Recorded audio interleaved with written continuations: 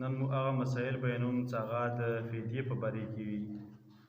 یعنې کوم سړی روژې نشي نستلی هغه دپاره فدیې ورکولو کې څه احکامات او څه حکمونه دي.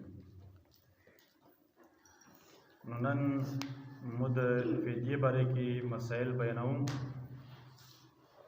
اول نمبر دا که یو تندرست سړی دی خو هغه بیمار شو چې د هغه نه بیا د جوړېدو امید وي نو داسې سړی چې دی دا به فدیه به نه ورکوي بلکې دا به بیا روژې ساتي. او که بل یو داسې بیمار شو چې هغه نه بیا د دوباره د جوړېدو امید نه وي نو داسې سړی چې بیا دغه فدیه ورکولی شي د روژو په سر دی. یعنې روژې د ما نیسي او روژو په سر دی فدیه ورته ورکوي. بل که یو سړي فدیه رمضان نه مخکې ورکوله نو دا مخکې د رمضان نه سې کېږي، ادا کېږي به نه، بلکې چې رمضان شروع شي بیا ورکولی شي، بیا جایزه دی. او بیا د څو روژو والا په مخ سره جمع کړي نو بیا ورکولی شي. مخکې نه مثال 5مه روژه دی او د 10 روژو والا فدیه ورکوي، 20 والا ورکوي نو بیا داسې صحیح کېږي. خو داسې نه شی کېږي چې روژه نه دی شروع او دا روژې نه مخکې فدیه ورکوي بیا صحیح نه فدیه نه ادا کېږي. بل یو سړي سره روژې قضا شوي دي نو اوس دا قضا روژو والا فدیه چې نشي ادا کولی نو دا قضا روژې چې نیوی نشي نو دغه روژو والا بیا فدیه ورکولی شي، فدیه ورکړي بیا صحیح کېږي.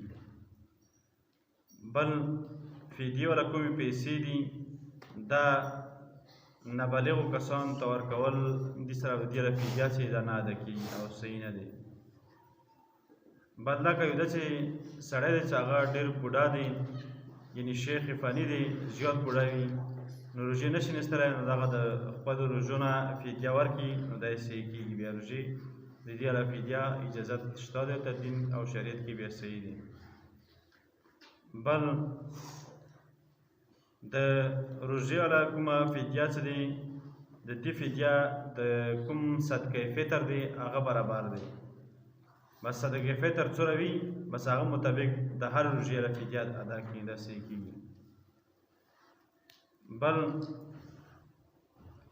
د کوم روژې والا کومه فدیه دی دغه فدیه چې دی یو غریب او مسکین ته به ورکوي. بل دا فدیه والا کومې پیسې دي که دا پیسې قرض کې ورکوي یا قرض کې وصولوي نو دا دې نه دي صحیح. فدیه والا پیسې دي یو سړي قرض دی ورباندې نو هغه قرض کې وصولوي نو دا دې والا فدیه چې بیا نه ادا کېږي داسې ورکړي. هم دا صورت کېدلی شي چې هغه سړي ته یې ورکړي هغه یې مالک جوړ کړي هغه نه پاس دی بیا هغه مرضي دی که قرضې کې ورکوي او که نه ورکوي. خو قرض کې ادا کول دا صحیح نه دي، فدیه بیا نه ادا کېږي. خپل بچي شو یا لمسي شو دغو ته د فدیې والا پیسې چې دا نشي ورکولی. اولاد کې چاته هم د کومه د فدیې والا پیسې دي دا نشي ورکولی. احسن الفتاوا جلد 4 صفحه نمبر 443 کې د خبره ذکر دی. او بل دا د کوم ډېر روژې وي نو د ډېرو روژو والا فدیه چې دی یو فقیر ته ورکولی شي او ګڼ څوک کوم وي ډېر یا څو فقیرانو ته هم ورکولی شي، دا صحیح کېږي. دواړه صورتونه جایز دي. بل دا یو سړی فدیه ورکوي د فدیې کې کوم غنم وي یا پیسې وي هغه بدله کې کپړې ورته وغیره ورکوي نو دې والا فدیه صحیح فدیه ادا کېږي. بل دا یو سړی ډېر زیات سخت بیمار شو د رمضان کې او د رمضان روژې چې دي هغه ساتلی نه شي او د په دوران کې د بیماري نه دا مړ شه نو داسې سړي باندې د دې والا فدیه چې دی هغه واجب او لازمي نه دی. بل دا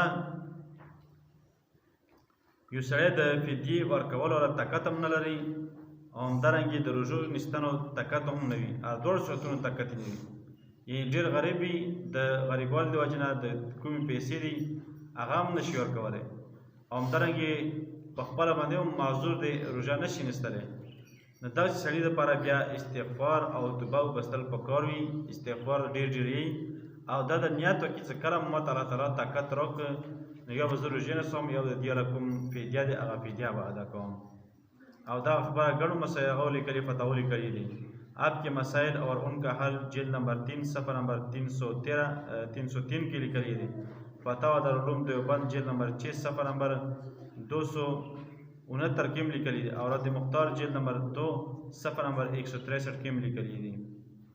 او بل د رقم د فدیه ورکومې پیسې دي دا په یتیمخانې کې هم لګولی شي، یتیمخانې ته ورکوي او دا جایز دي، فدیه ورسره ادا کېږي. بل دا یو سړي باندې ډېرې روژې مخکیني پاتې دي او دغه د مخکیني روژو هم او فدیه څه ادا کوي، نو کوم صدقې فطر کوم احالن وي، یعنی مطلب چې کوم موجوده کومه د صدقې فطر قیمت وي نو هغه به ادا کوي، یا موجوده کوم غنمو قیمت وي هغه سره به ادا کوي. دا نه چې مخکې کوم غنمو مثال یو وړو هغه قیمت 50 روپۍ یا 60 روپۍ دا و او دا هغه حساب سره ادا کوي، بیا دا نه صحیح کېږي. موجوده کوم د غنمو وړو ریټ وي هغه مطابق د فدیه کوم پیسې دي دا ورکوي شي، دا جایز دي.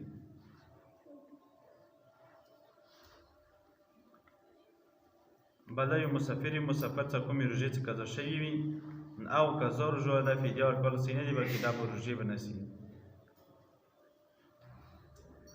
او که یو سړي به نظر د نظر له روژې پوره کول نه مخکې د سړی مړ شو، نو دې باندې کومې پیسې چې پاتې شي کومې روژې پاتې شي هغه بیا فدیه چې هغه به ادا کېږي، دې ترکې نه به ادا کېږي.